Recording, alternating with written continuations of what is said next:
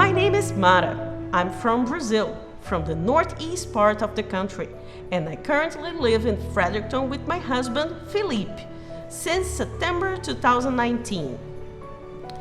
Hi, my name is Filipe. My story with Canada starts with Mara and a desire to change my career. I am Brazilian too. I have a major in law, but my love for education moved me to teaching English, then to administration of a language school. Sadly, there was no perspective of professional growth. Also, we were feeling the effects of violence and corruption in our country. Mara had the same concerns, so she proposed, let's go to Canada. Wow, I've always wanted to live and study abroad. Maybe that's a viable solution. Then we agreed to research about moving to Canada. So, there's a big propaganda about immigrating to Canada. Everybody knows that. They even recruit people in other countries to immigrate to Canada. And when we first started thinking about coming here, there was an event in the city that I lived. That sparkled our curiosity. At home, we started comparing the provinces. So, we got married in 2016. And well, we decided to get married. One of the reasons was it would make the process, the visa process, smoother, right? A lot of people were doing that. If you come as a couple, one can study and the other can work. So, looks like a good combination, right? So that's what we did. Everything was on the go to Canada. We got married, and because it was easier to come as a couple. And I had a burnout because we needed money because it is expensive to come to Canada. And I had a burnout because I was working too much. I got the acceptance letter from Holland College, but then we could not leave. Mara's dad died in February 2018. In October 2018, we decided to invest in the express entry. If we got approved, it meant we could come to Canada with a permanent resident status, and we both could work and live pretty much anywhere in the country. The school semester was right there. Then we Googled cheapest college in Canada. New Brunswick colleges showed up. And just like that, Fredericton was the place. Filipe was going to study administrative professional French training, and I could have a work permit. We had 5 months to gather as much information about Fredericton as we could. We got our visas, and now we could buy our tickets to Canada. Almost 24 hours later, we arrived on a Thursday, September 5th, 2019. We arrived in Fredericton, and we went straight to NBCC. We went straight to college. From the airport. From the airport, yeah. We just got a cab there, and I was 2 or 3 days late. So she stayed in the lounge with our bag, with our luggage. I went upstairs. I went to my class. It was the end of the afternoon, so I think it was the last class, so I could meet my instructor and some students. And so that was our first day so far. And luckily we had a couple of friends, Brazilian friends. Through some networking, we were able to meet these people, and they were so kind. They offered their place while we were looking for a place to rent. So they were so kind. And after college, they were there. They picked us up. We took a shower, and they took us to the Garrison Market, right? The last day. The last day of the Garrison Market interview, right? Festival. And then, oh, wow. And okay, that was the end of the first day, right? Okay, we went home, we relaxed, unpacked. And then what I call the actual first day, the day we woke up here in Fredericton, I went to college. No, I didn't go to college. Actually, we went straight to get the SIN, right? The social insurance number, bank account. We opened a bank account. We got the phone carrier, went to a phone carrier, make up to get our phones working, all this kind of stuff. Wow, so many things that day, and basically that's it. It's very emotional and very stressful if you're doing things right, but we made it and it was cool. Things happened very fast once we arrived here. I remember we arrived on a Thursday, and on Wednesday the next week I had my first day in the new job. I had the job already because it was not hard, honestly.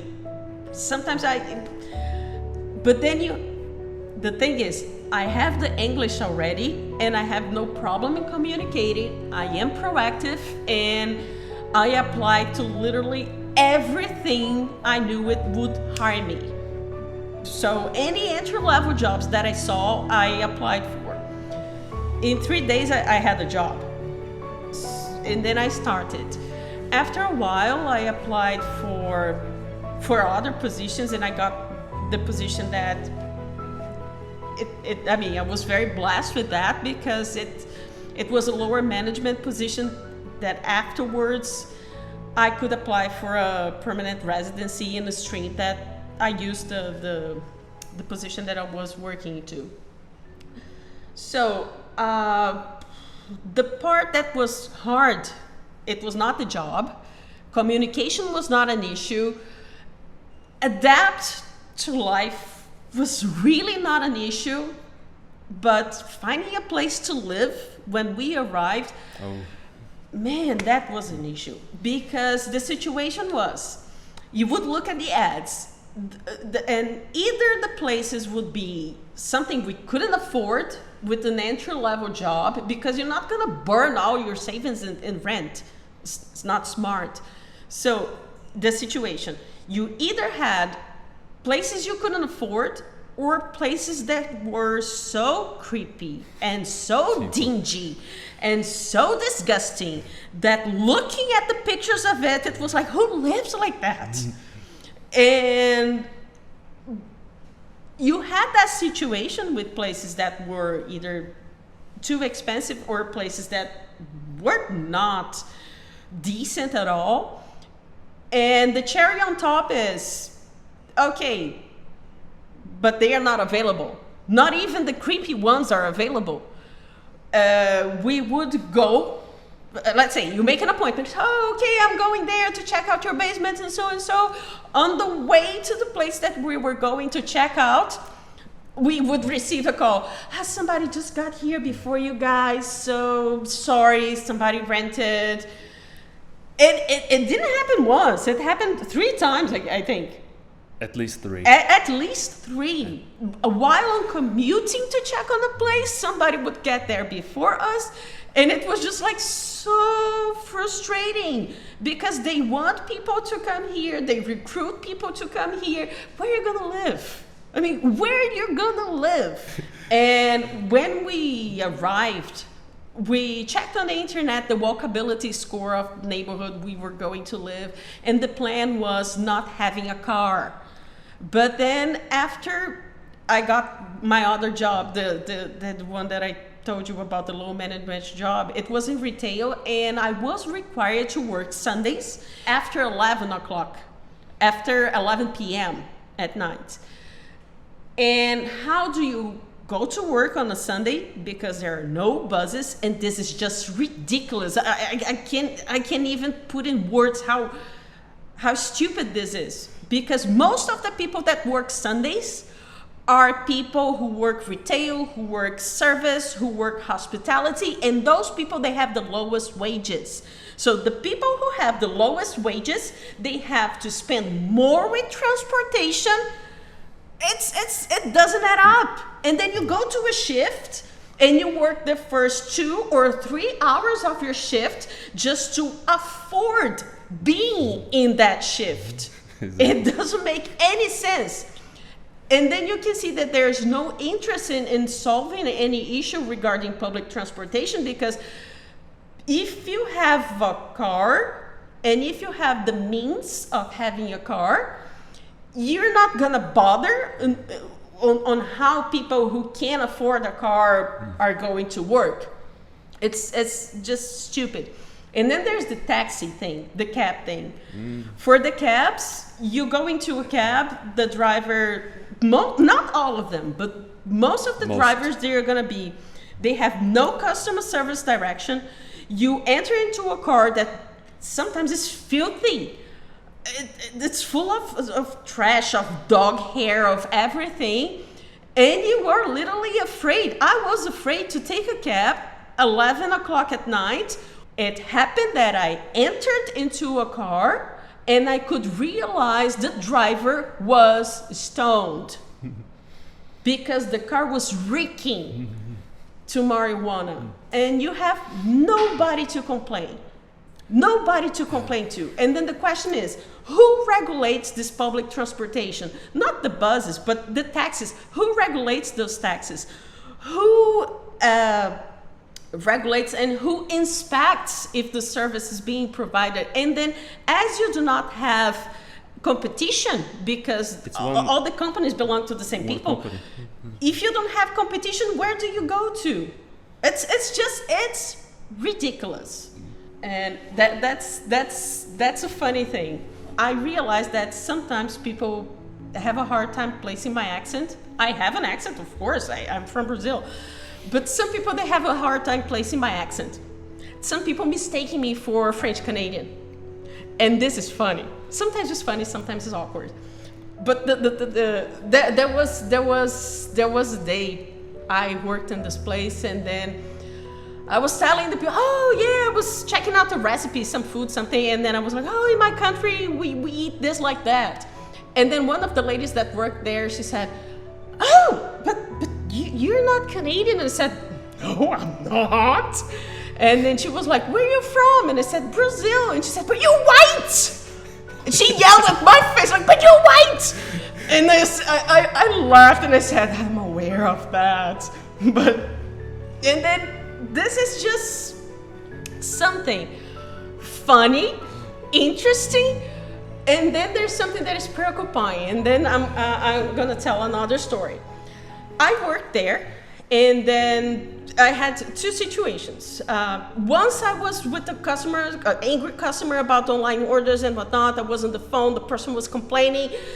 Hell break loose, the person went to the store. They called the person, the manager responsible for online orders. I go, and I tell the customer the exactly same thing I was saying on the phone. The same thing.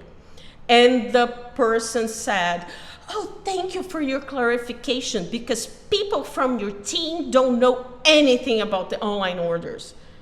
And then I was like, I was the one talking to you. I was dealing with your order. And then the person said, no, it was somebody with an accent. What? I mean, I was literally speaking in front of her. She could hear my accent. How come you're telling me that I do not have? So what can you infer from that information? I mean, if you have brains, you know what's being said there. Now about healthcare. Well, it was a little strange at the beginning to understand how a family doctor works. We don't have that back in Brazil. And then we finally found a family doctor. We hit jackpot. That's what we thought. We were wrong. That's because, unfortunately, our doctor was not a very good listener. It was very hard to get him understand anything. To understand what we were going through for the exam. Sometimes we just want the exam for a checkup. That would be hard to get as well. And the whole system sometimes it was a little scary for us. And if we get to a hospital, if we're really gonna get the medical care, or for example, if I just need to check up on something, right? I don't know, I'm feeling something weird. I want to do preventive health care, and I don't think there's anything like that in here. I haven't found out anything like that. And how about the $2,000 that we had to pay? Yeah, because of the Medicare, right? Because Medicare expired, right? We had to, after 2 years we were living here, of course it expired, so we had to go and renew. Of course, we went to service in Brunswick and we did that. But then it took forever. They told us it was going to take forever to... It took 7 months. It took 7 months, right? It took 7 months. So I think a month or 2 months after, Mara got really sick. I had to drive her to the hospital. Luckily, nothing that serious, but it was something she needed to be done right away. It was an infection, actually. Yes. So she needed antibiotics and other things. And we didn't have the Medicare anymore. It was not valid, so they charged us. And until today, we haven't received anything back. So we needed twice. Because when you renew for the Medicare, we had the new visa. We were permanent residents already. There was no receipt or anything that proved that we already renewed it. So we just had like an expired Medicare. Yeah. So during while we waiting until the government sent us something, there was nothing to. And then I went to collections. My name went to collections. Oh yeah, we received the call. Oh my gosh, that was terrible. Yeah, so and we never went to collection in our lives because we are very responsible with our finances and everything. Yeah, but anyways, that still. I think the thing that scared me the most here in Canada, I think, is the healthcare so far. Can we say that we can call Fredericton home? Can we say that? Oh yeah, I consider Fredericton my home. Do you too? I consider Fredericton my home. I can consider this place home. Home is pretty much what you make out of it. So here, I mean, I feel I'm adapt. There, honestly, for me, there was no cultural clash. No, the code doesn't bother that much. Of course, it's a change, but I kind of like it.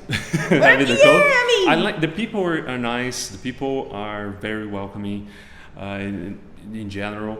Very friendly, very welcoming. The city is safe. That's one of the reasons we decided. And one thing we talked about, we decided to come here.